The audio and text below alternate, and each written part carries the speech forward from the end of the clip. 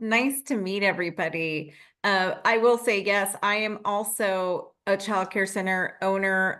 I've done every job in the field, so I feel your guys' pain. I'm there with you, especially navigating these really tumultuous times as an owner. I still own a child care center myself. Actually, QRIS is right now at our center doing our assessment.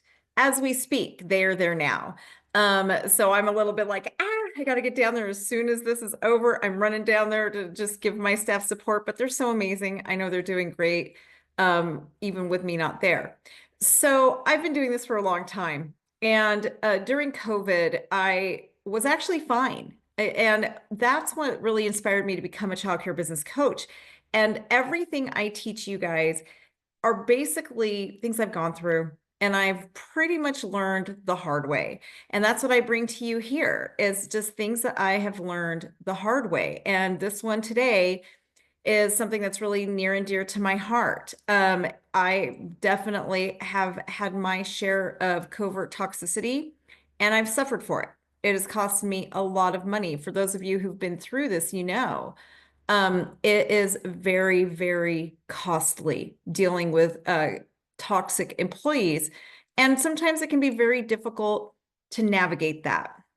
So, just so you guys know, I bring this to you from a perspective of I'm there with you. I've done it. I have done every single job in a childcare center. Before I became an owner, I have done it all. I've been a cook, van driver, director. I've done it all. Um, and one of the things I've realized is we can't afford to allow toxicity to really run our programs. We can't afford to let it in our programs at all because it's literally like a cancer and it spreads. And so, no matter how painful it is, and sometimes it is really painful, it's very important that we eradicate the toxicity. I want to start off, and you guys will notice my teaching style is a little bit different. I'm going to jump on and off the camera a lot. And I'll show you guys my slides, and I'm going to come like this, right? The reason I do that is because my education background is in psychology. And I want to keep you guys engaged. And here's something else I'm going to say as I do this webinar. I know as a childcare provider, it can be very hard to really focus on one thing. I've been there, I've done that. We try to multitask and we try to do all these things. But if you do, you're doing yourself a disservice. The content I'm bringing you right now has literally changed my childcare program and has alleviated so much stress from my personal life because of my professional life, right? As much as we like to say we leave it at work, it's really hard, right? And we get woken up in the middle of the night with those thoughts of what is going on and blindsided by things. So I'm going to ask you to show your self-respect. Show your self-respect by being fully engaged, right? You deserve it. We are so quick to show other people respect, but we are very, very slow to show ourselves respect. And what do I mean by that? Well, I'm a childcare coach. If you guys booked an appointment with me, you would have the respect to show up, to be fully engaged, right? To be like present because you respect me. However, taking a webinar like this is you doing something for you. So a lot of you plan on multitasking and not being fully engaged. And that's because you're not showing yourself the respect you deserve. And by the way, that is a toxic trait. And unfortunately, during this series or this training I'm doing for you today, you're going to see some things and you're going to have questions on, oh my gosh, am I being the toxic one? And the answer is yes. Every single one of us has a toxic trait, so don't worry and don't beat yourself up. Every human being has some kind of toxicity, right? We do. Just the key is being aware because when you're aware, you can manage it. One of my toxic traits, I can tell you, is I have horrible time management. I'm late for everything.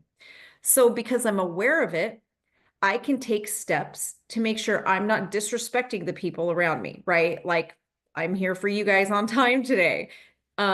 So what do I need to do? I need to plan on being here 30 minutes early because that's a toxic trait, right? So awareness is key. So when you see some of these things and you think, oh my gosh, that's me, it's okay. It's okay. We all have something. And now it's going to empower you to be able to do something about it, right? So yes, my teaching style is very different. I like to see, well, I can't really see you guys, but I do like you guys to see me when something's super important. So I will come off my slides, and I just like to keep you a little bit more engaged. So let's get into it. Okay, so what is toxicity anyway, right? What is it? First of all, before we can really go into anything, we have to define it. Toxic behavior is any kind of behavior that creates negativity. In your programs, I want you guys to really think about that. It creates negativity. It creates that energy shift, right? It's psychologically harmful to the collective or the team. And toxic people really don't care. Like somebody who is truly toxic, they don't care how they're affecting others. They see the world through a very, very, very self-centered lens, right? If it's affecting them, they really don't care and sometimes they actually thrive and want to bring others down. For me, the biggest way that I can see a toxic person is they don't take accountability. They will not admit to their mistakes, right? So this is that person who will not apologize, who always blame shifts, and they don't want to grow. So they literally are just that person who's like, well, I'm happy the way I am, so I'm not growing. It's not my fault. It's just the way I am. I think one of the most toxic phrases a person can say is, oh, it's just who I am. Basically, by saying that, you're allowing and you're excusing being a toxic person, to be honest, right? So that is really dangerous. And some of you may have said that too, and that's okay. If you are open to the change, that, okay, you know what? I do say, oh, that's just me.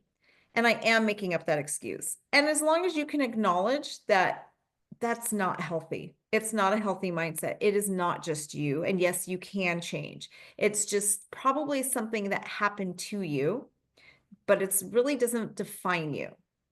And it's kind of the same thing we do with children, right? With ironically, where I got my start in all this is I am a child development expert. And then basically, as I got my degrees in psychology, I realized, well, being child being a child expert, I realized going through psychology that it's pretty much the same thing, right? As adults or children, whether you're 2 or 42, we're basically all the same. And it's all just human development. And that's something you learn as you really get into the world of psychology. What we teach 2-year-olds is pretty much the same. Isn't that, it's kind of crazy, but it's true. And having a growth mindset is really identifying that, okay, this is my toxicity and I can move past it. So we're going to talk a little bit about the different types of toxicity and how to really identify them. So covert toxicity tends to be a little bit more subtle. It's harder to identify. And overt toxicity is the stuff that we just know, right? So I'm actually going to kind of go opposite of my slides here. And I'm going to start with overt toxicity. So with the overt toxicity, you have that person who gossips. Gossip can also be pretty covert, by the way, as well. There's ways that you can make gossip pretty covert. And we all know the person who has a gossip issue, right? That person who's always just talking bad about someone else. But when it becomes covert is when they seem like they're really just trying to help out, right? And we all know that person who may come to you and say, hey, I have a major concern about this person. This weekend, her and her husband got into a big fight. And this and this and this and this is going on. That is gossip. If someone is coming to you with an issue that they don't have a solution for, it is gossip, period, right? Talking about somebody else's weekend is gossip. Talking about the parents is gossip. That is gossip. If there is no way to help or fix the problem, then why are they talking about it? So be really careful for gossip because it can really destroy. It can destroy a program. And many of you, as you're hearing me talk about this, you might think, oh my gosh, I do that. That was me. I would be really concerned about something that happened to a teacher over the weekend. So I might go to one of my directors and say, hey, so-and-so got into a big fight with her husband this weekend, and we just got to watch her to see if she's stressed out. Why do I need to say that, right? I didn't realize at the time that sharing information like that was gossip, but now I realize, oh, it is. And I have to be really, really, really careful with that. So come with a solution. Now, sometimes there are problems, right? We absolutely have a problem. You have a parent or a child that has some major behavior issues. I recently had a problem at my center where a parent was allowing their child to watch horror YouTube, literally like really bad horror YouTube. And in this situation, the child was becoming very violent. So when the teacher approached me with this problem, that really wasn't gossip because this was an issue that we needed a solution for, right? And my staff also knows that if there's a problem, come to me with a solution. It doesn't have to be the solution we go with. It's just a suggestion, but don't just come complaining because if you come with a problem and you don't have a solution, even if it's a poor solution, if you don't have anything to contribute, you're just complaining. The next one is negativity. It's the person who is always seeing the glasses half full or half empty, right? That person, like, of course it's going to happen to me. If it's going to happen to anyone, I have the worst of luck. That type of thing is toxic negativity. Passive aggressive behavior, that person who always just cuts people with their words.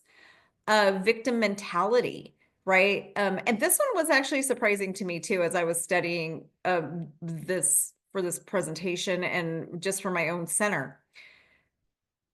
Having a victim mentality can be very toxic, and there can be some extremes. I had an employee years ago who basically used her victim mentality to use people, and she didn't know this. Now, keep in mind, this isn't like actually strategized, right? People don't know that they're doing these things. It's really a lot more subtle, and basically their subconscious mind.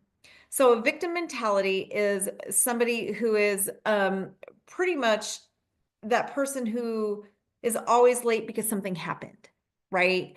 It's your employee who just, we feel sorry for them. The first one that comes to my mind as an example is it's that single mom who can't show up to work on time, who never has the money for this or that, but it's the way they look at it and they approach it, right? It's like everyone needs to excuse their behavior because they're going through this, and this, right? That is a victim mentality.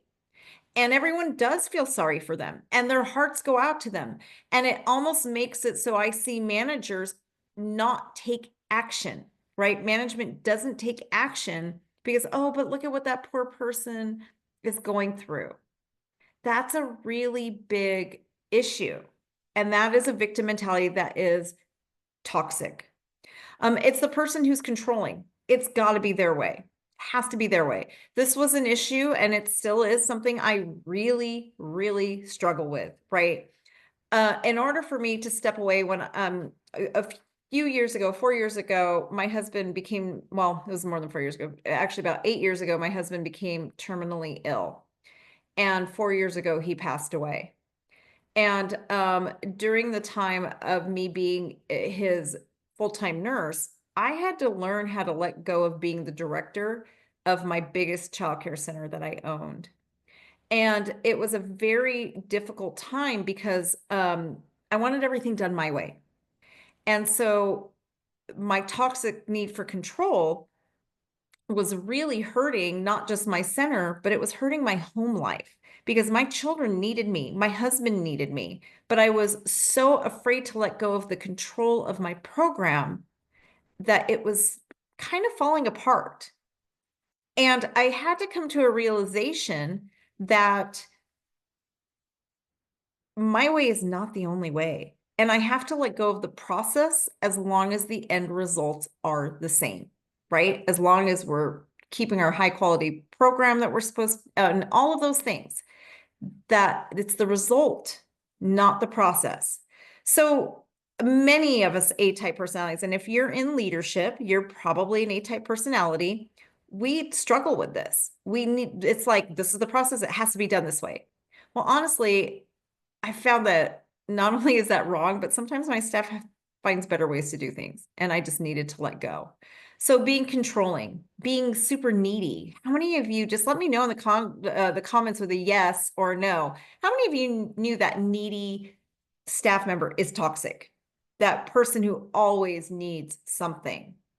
I had a staff member who would do this, and it's for my other company, not one of my childcare centers. I own a few different companies, but one of my other companies, basically, I had an online employee, so I really didn't get to see her a lot in person. But she had this poverty mindset and was super needy, always needing money. And she even got her children's school teacher to basically donate her children's Christmas. And then it turned out that I found out her and her husband both drive brand new cars, and they lived on like, I mean, it was just crazy. And it just, yeah, yeah, energy vampire for sure, David, for sure. The person who's entitled, I deserve this. I just went through this last week. I had a staff member during parent appreciation week who got really angry because one of my teachers who goes so far above and beyond. I mean, this one of my teachers is just a superstar. Well, the parent brought her probably a $250 parent or teacher appreciation gift. Well, one of my other teachers got livid. She was livid because she didn't get one too. And let me tell you, the teacher who got this goes on her own time to IEP meetings with this family. Literally at this, like on her own time, on her own dime. She's going and attending IEP meetings. She's just that wonderful of a teacher and loves the children that much. So my teacher that was entitled basically literally threw a fit because this amazing teacher got such a nice gift, right? That's crazy. Overly empathetic, again, one of my toxic traits. And for us in management, what that looks like is those of us who really struggle to take action. I used to not be able to take action because I felt so sorry for my staff. That again, it's that single mom, right?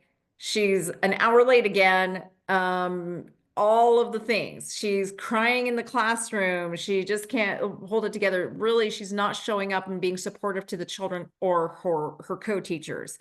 Well, I would be crippled and I couldn't take action because I felt so sorry for them that it just crippled me. In a teacher, that might look like the teacher who can't really help the children with their behavior issues, and she just makes excuses and the children basically run her. Vindictive, that person who always has to seek revenge, and holding grudges. And we all know that person who you just know, oh my gosh, that parent made them angry. This is not going to be pretty. So those are all they're pretty obvious, right? So let's go over to the ones that aren't so obvious. Gaslighting. Most of us know what gaslighting means, but what do you guys think of like that covert gaslighting, where you may not even realize that you're being gaslit? This one to me is extremely scary. Covert gaslighting, you really don't even know what is going on. And it's basically that really subtle. And what's scary about covert gaslighting is they really slowly etch away at things.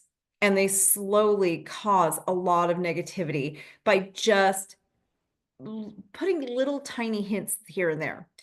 Years ago, I had a teacher who would come to me and she'd just tell me how amazing and wonderful my program is and how I needed higher level teachers and how if we would just hire these higher level people, we could just have the most amazing program in the state of Nevada.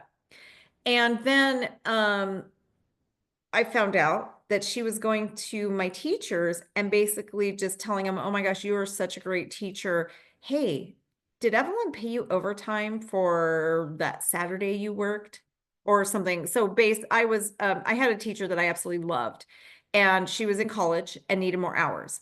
So I allowed her to come in on a Saturday and do files for me, clean, whatever. I literally made up work so she could make more money. I didn't need her. I made it up so she could make more money. So this teacher would go to me, teacher number one would come to me and tell me how amazing I am and how great, and I'm such a great boss. And then she was going to my other teacher, teacher number two, on the side and just saying, hey, you better really watch out. Are you getting paid for overtime? What's going on here? Now, this girl is working about 10 hours a week. And Saturday was giving her about five hours, and she was off 2 days during the week. So she was not even working 5 days. But this over time, appearing to be kind, teacher number one just slowly etched away the trust in my other teacher. And this is a girl, by the way, who her brothers came to my childcare center. She had been coming in and out of my childcare center since she was like 10 years old. She ended up turning me into the labor board. And it was an open and shut case. I did nothing wrong. But she was so convinced I did. She turned me into the labor board. And I had this investigation, and the investigation was literally over in 2 hours as soon as I turned everything over. But then that other toxic teacher wouldn't stop. And she ended up getting a lawyer. So that toxic covert gaslighting can destroy. Now, teacher number two, who was manipulated, has come back to me and apologized, and she'll actually be at my wedding that's coming up. So it has come full circle, but the damage it did and the stress and heartache it caused me was really, really hard. Which leads to number two, sabotage, right? That was sabotage. And it was literally this. Now, with covert toxicity, a lot of times this is planned out.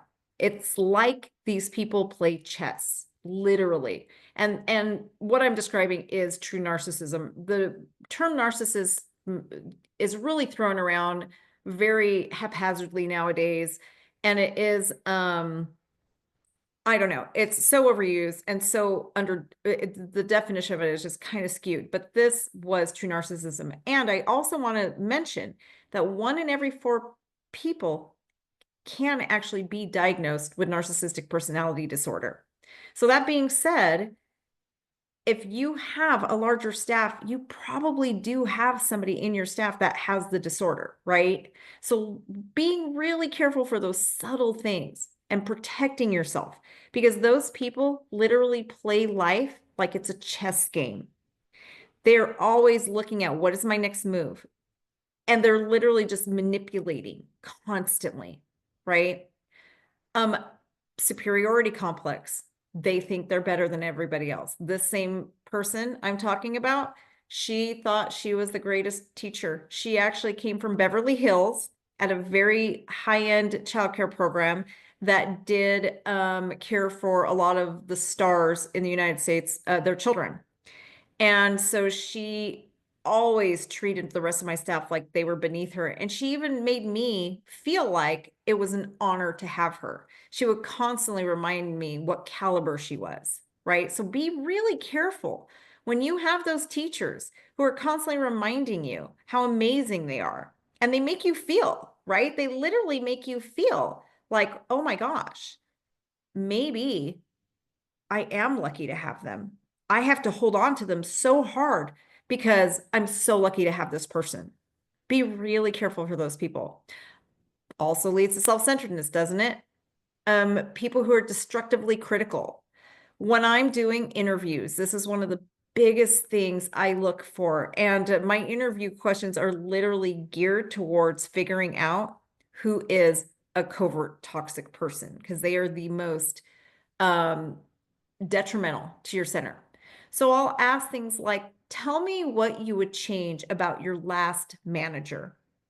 And you'll get answers like, oh, let me tell you. And they'll just come up with all these different things, right? That is something to really be careful for. The person who will need power. That person who just is constantly like, they have to be the lead teacher. They have to be in charge. They lack empathy. They don't really empathize with the children or the rest of their staff. They devalue a lot.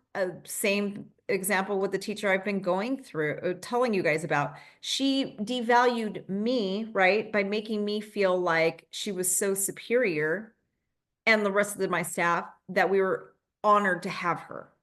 Well, that is devaluing to you. And they're absolute hypocrites. They're going to literally go around and turn one person against the other. So let me know in the comment really quick, you guys, what do you think of that list? I do have more, but just to pause and go over that list, and hopefully you guys got the workbook too. So you'll be able to go through a lot of this in the workbook as well. And you should have a lot of the information in there as well. So being really careful for this is so, so, so important, because like me, who ended up having a case that went through the labor board, that was really hard emotionally. Even though nothing came of it, it was devastating. The girl that ended up turning me in, I had really taken her in as I was like her mentor. And I really mothered her a lot. She was young. She started like kind of shadowing and working with us when she was 16. At this point, she was 21. That is really emotionally really, really hard. Really hard. And by the way, you guys, Moira just dropped the workbook in the chat. In case you guys don't have it, you can download it, but this will just help you. I always want to make sure whenever I'm doing a training, you guys have something to take with you. I don't want to waste your time, so I want something tangible that you can walk away with. And we'll go over that a little bit.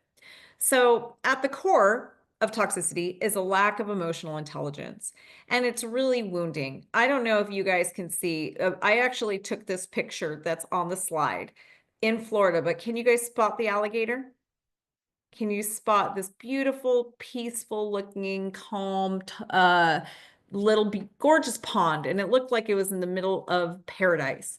But there's an alligator lurking, and it's right in between the word toxicity and intelligence, if you guys haven't seen it. Yeah, yes, yep, there it is.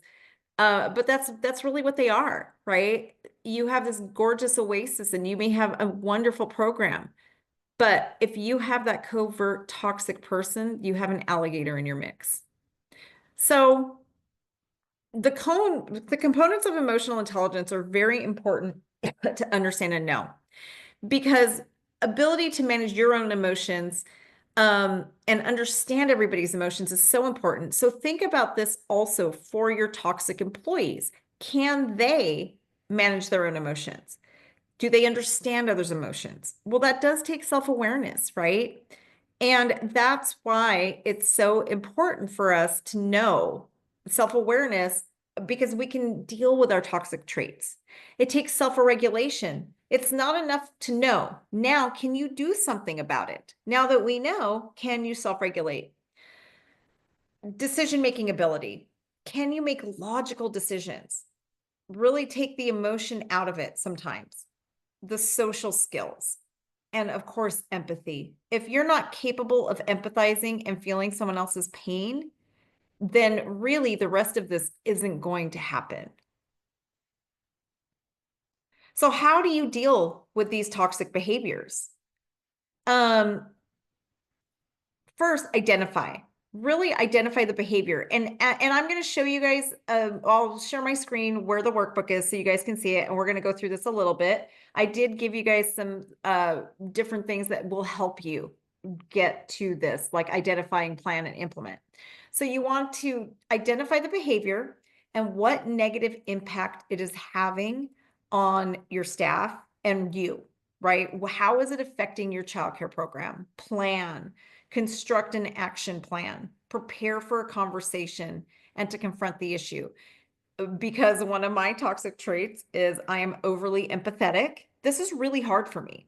So I created basically a template that I use in order to make this not so difficult for me. And we're going to go over that in a minute. And then implement, confront the issue and be present and present the plan. Be sure to get input and be ready to change your plan.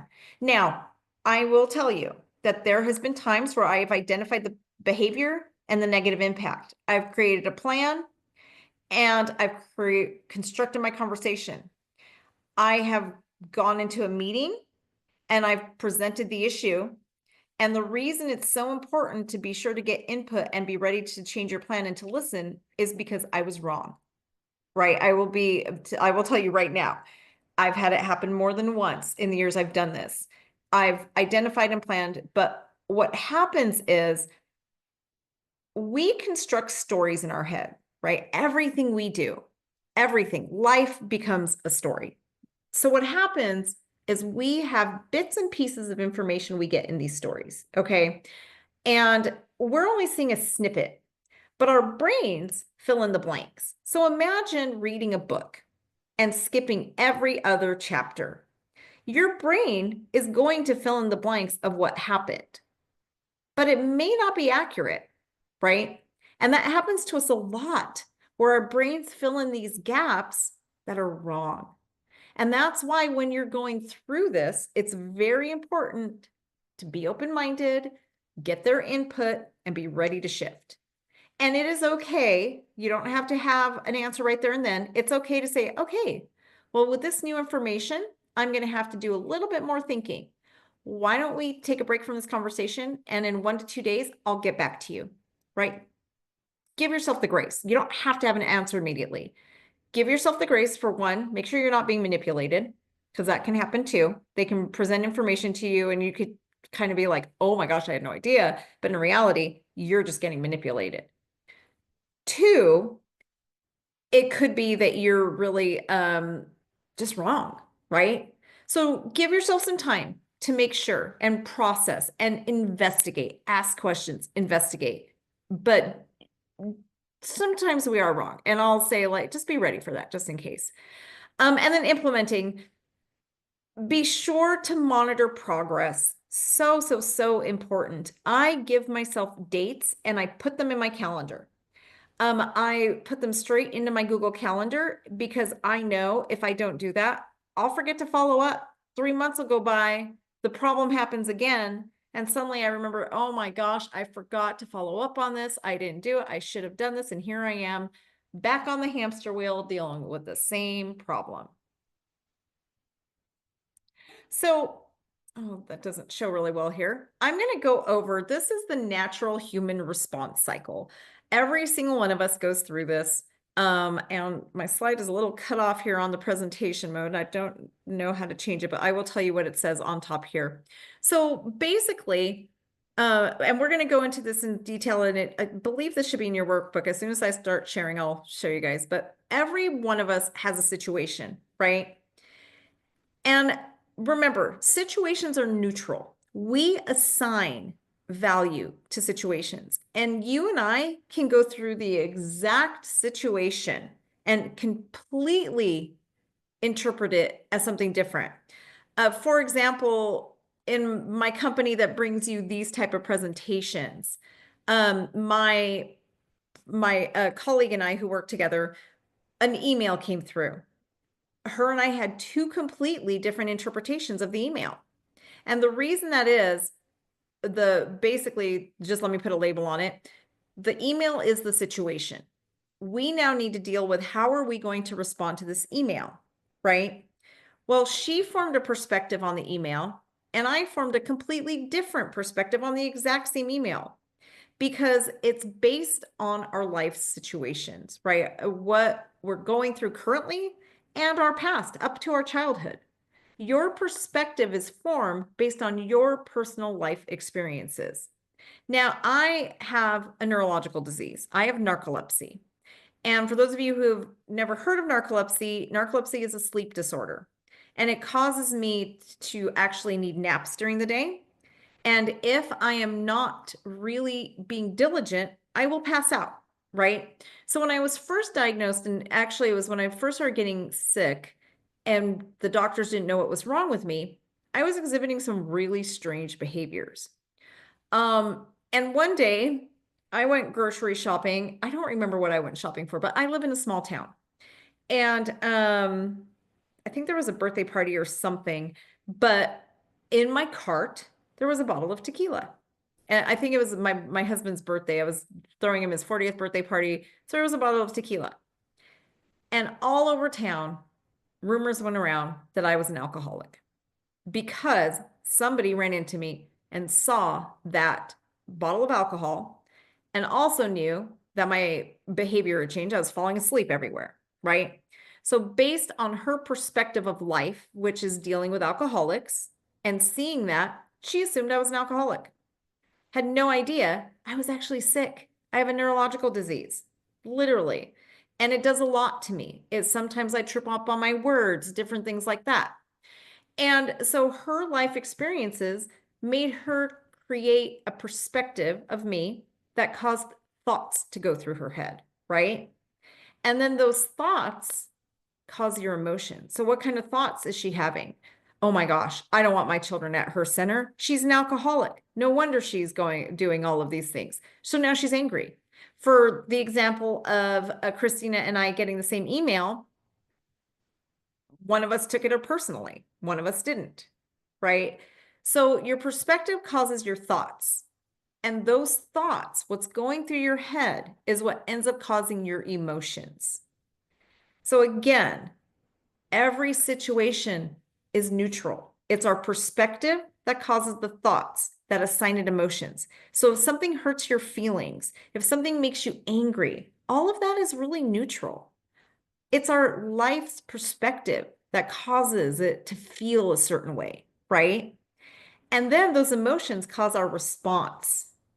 And our responses can really cause outcomes in our life that are positive or negative.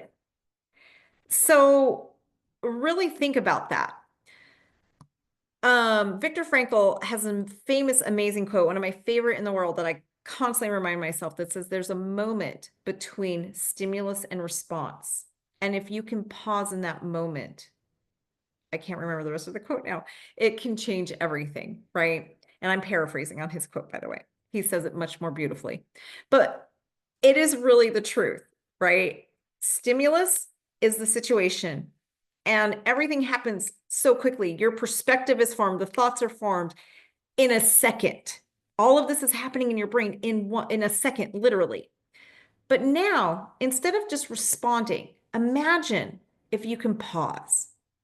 When I do my pauses now, I really look at the situation and kind of do a quick assessment on how long do I have to pause. And I have a form when we get into the workbook that's going to help you guys with this. And with my pause, sometimes I'll count to 3 in my head. Or if you've ever read Mel Robbins' 5-second rule, sometimes 5 seconds is great too, right? But that basically what that does is it gives your brain time to get out of, I like to call your amygdala here, your caveman brain, right? Back here, we have our caveman brain. When something is emotionally charged, you go into your caveman brain. If you can count to 5, it'll give yourself time to go from the caveman brain to your frontal lobe, which is your rational thinking, which is what we want.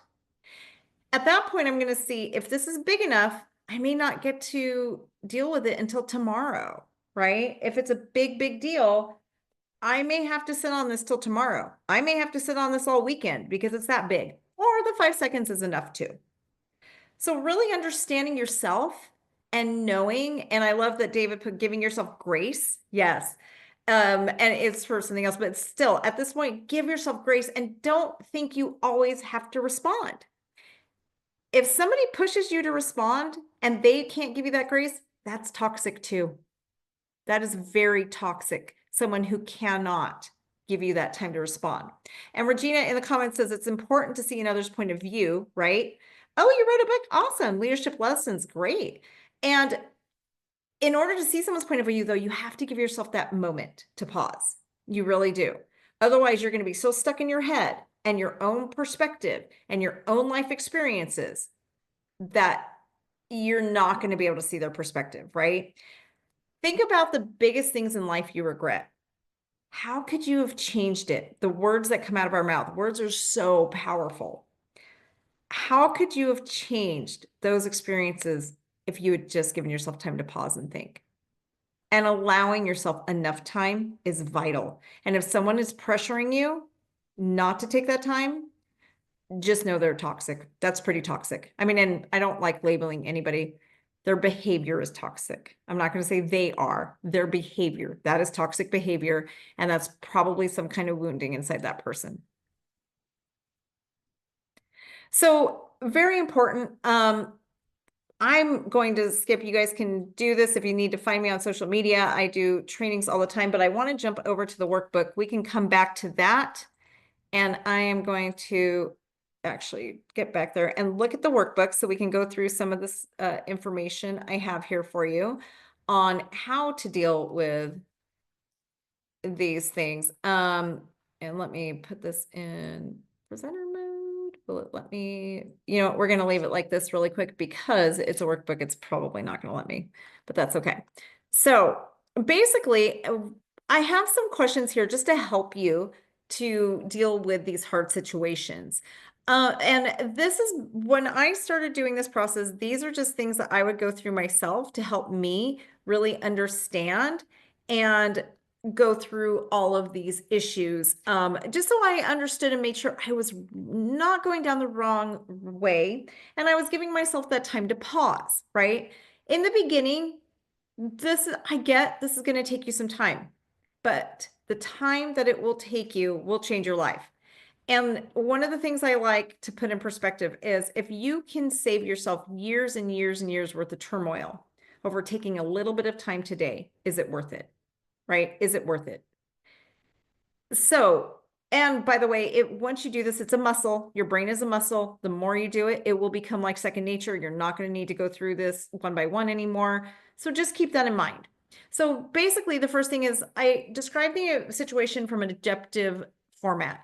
So when I say objective, take your personal opinions out, right? And I use call outs as my example because we all deal with it so much. So you know how when that person calls out, we automatically go to, oh my gosh, here they go again.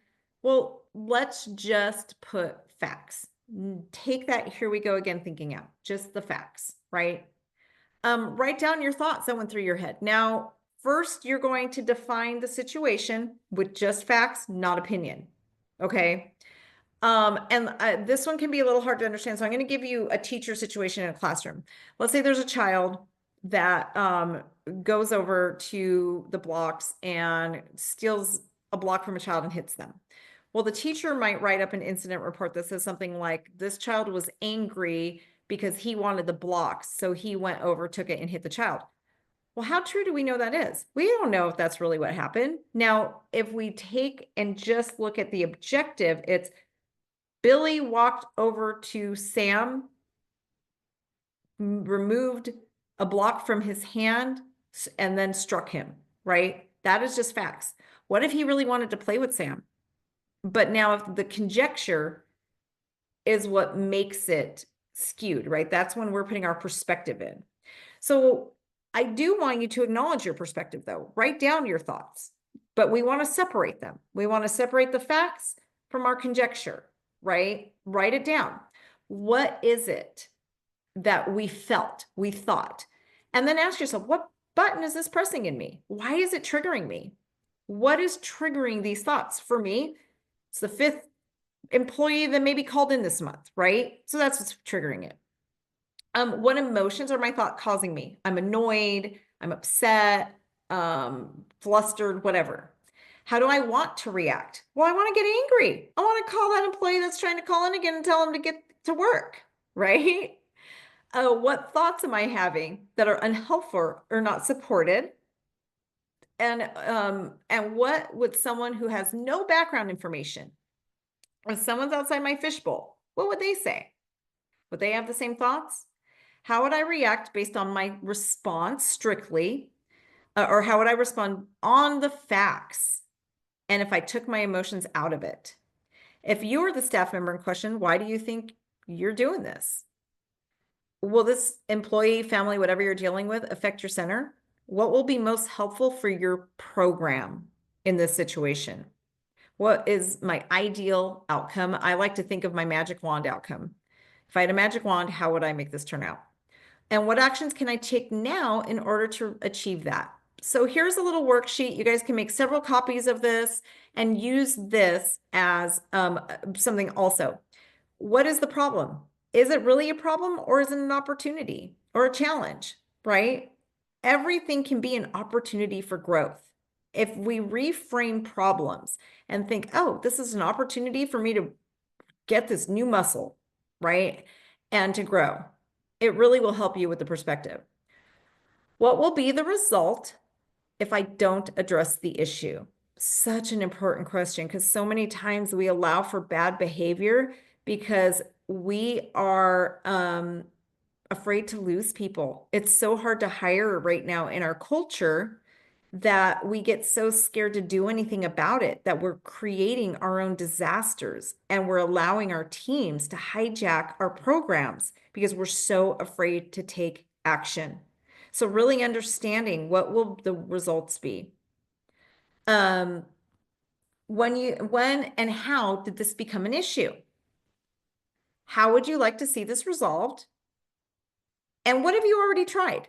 What have you already done that isn't working? And that's so important so you know that you can change. And what needs to happen now? Who is responsible for this action? And when do I expect this to be done? Now, it's very important, you guys, to put a due date on this, okay? Otherwise, things just keep going and going and going, and they never actually really pan out. I do think I saw you guys can allow view access. I can get you guys a link. Yeah, here you guys go. Okay. Then what date is your date of implementation, right? Put it on your calendar. Follow through. Two things on that. You want to follow through on the implementation for two reasons. One, if you don't, you're the one to blame for the bad behavior. You're allowing it to happen. Two, I'm going to come so you guys can see me on this one because this is a hard one for me. Okay. But you're compromising your integrity if you don't. And this is really hard. And it was one of my biggest obstacles I had to overcome. If you say you're going to do this and you don't, you're basically not trustworthy, right? And I know our intention isn't that. This is something I've done many times because I'm so busy. I own 3 companies. I have children, I have so much. I know where my heart is at the time, and I'm an over promiser. So just make sure that you follow through, and putting it in your calendar is really good. And then one more, I know I'm starting to run short on time. Team discussion. If it's a team issue, this is how I deal with that. Rules of engagement. This is basically what I tell my team first and foremost. The truth must be welcome without fear. So we'll go through this, the whole team, right? We're going to talk about this. But remember, people do lie. Don't avoid the hard issues. The storm is only temporary, and it will pass. But it will continue if we ignore it, and the damage will just get worse. Everyone is allowed to have a voice in a respectful manner. Come from a place of curiosity. If we start thinking, I wonder why, right? I wonder why you're acting like this instead of you are. I wonder why this is happening. Remain open-minded. Do not become reactive. Think before you speak. Recognize that you could be mistaken. Be willing and ready to recalibrate. Do not cast judgment. Take accountability for your part and be transparent. Can you see how just presenting that before is so incredibly helpful, right? One of the things I tell my staff as well when I go in, if there's like 2 people that are in conflict, I'll bring them in one at a time. And the first one I'll ask, how do you want to be treated during this meeting? And they always say, I want to be heard and I want to be treated respectfully. So then I say, okay, then I can expect the same out of you, right? I can tell you, every single time I've done that, I am looked at with blank stares and absolute shock and no response. So I usually say back to them, well, you want to be treated that way. So doesn't the person that's going to be in the room with us also deserve the same treatment? So if you want to be treated with respect and you want to be heard, that means you need to listen and also treat with respect, right? And then suddenly I get this, oh my gosh, you're right. I do need to be respectful. And it completely changes the whole conversation and it takes people's defenses down. So I'm hoping like we have a couple minutes for some questions. Uh, so what questions do I ask them? Like, can you elaborate a little bit on that with, it will depend. I do actually have a form. I don't think I included it on this, but before we go in and deal with tough situations like this, I have a form I have my staff fill out. And it asks them like, what is the most important thing we need to be talking about right now? What do you hope I don't bring up? But they actually have to go through and fill something out. I want their thoughts to be in order before they come to me. And then if you guys want to I can probably email you guys those questions also. They want to be, when they said I want to be heard and respected. Okay, so I basically just ask them, how do you want to be treated in this conversation? That's it. I just say, how do you want to be treated in this conversation? It's such a simple question, but people don't remember that they have to reciprocate the treatment they want. And then my last bit, for those of you who are on this, we are offering a 25% discount to my summit, which is in Reno, Nevada. It's a childcare business summit where we go deep into issues like this. We go very, very deep. And this year I have a speaker coming in on how to teach your staff emotional intelligence, which is pretty cool. But we also go deep into the business things like how to be financially healthy and we do it in a fun way. And here's a link where you can find me, and all this is in your workbook, but you guys can, I train for free all the time. It is my absolute passion. It's the reason I've done 2 TED Talks for the early childhood field, because my goal on this earth is to educate people on how to make the world a better place for children under the age of 5. That's why I was put on this earth. So do you guys have any other questions? Put them in the chat. Let me know. With that last QR code, if you guys want to email me or message me, whatever you want, we can get you the other questions. The questions I have the staff fill in before I have a meeting with them.